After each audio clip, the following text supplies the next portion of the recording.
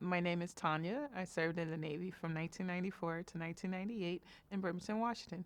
I was on a ship and we were pulled into port in one of the foreign countries. When you're on liberty, you're able to go out in town. So it was myself, the van driver, and two men got in, and one was really drunk and belligerent. And I kept saying, "You need to calm down." The gentleman that I was sitting next to, he wind up grabbing one of my arms and start filling me up. And I was like, you need to stop. The van all of a sudden stopped, and I believe the van driver and the guy that was sitting up front joined in as well. And so I was basically attacked in the van. To have your uniform literally ripped off of you is very embarrassing. I didn't want to discuss it at that time. I didn't want to go to see one of the corpsmen or anything. I just wanted to be left alone. And everything went downhill from there. As far as my job performance, it got so bad to the point where I had wrote it down in my diary what had happened. And unfortunately, I misplaced my diary and it was found what had happened and it was passed around the ship.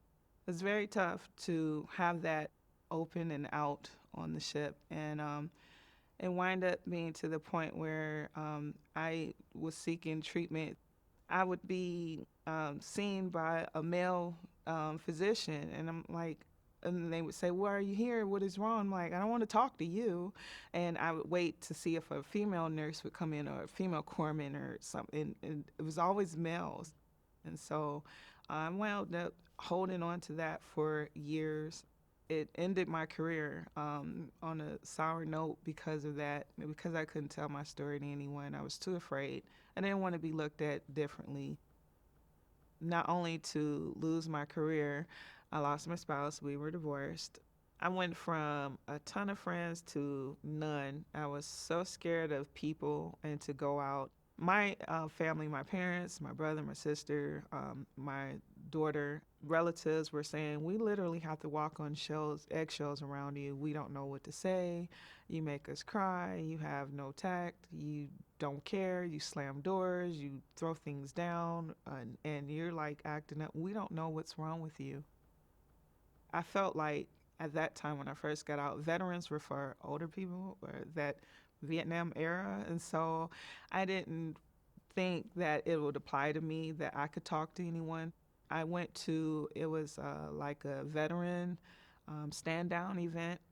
And that's when I was told, "You are eligible for military VA benefits. Come and fill out the eligibility." I got connected to the system, and that's when I said, "Do you have female providers in mental health by any chance?"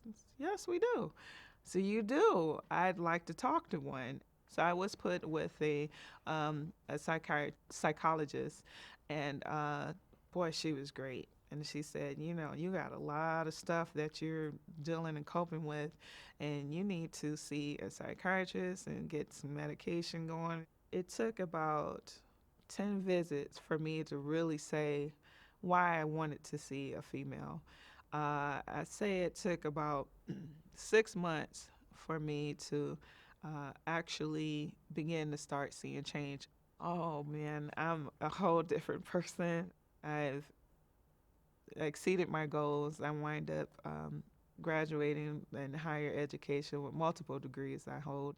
My daughter, the 2 year old back then, is she'll be 21 in a few months, and I can't believe it. We have the best relationship ever. There are a lot of us out there that have suffered assaults and are afraid to just tell someone. But when you do, the help that you receive will be very great. Sometimes invisible illnesses or invisible things, you don't have to show it, but you can still receive help. It's okay.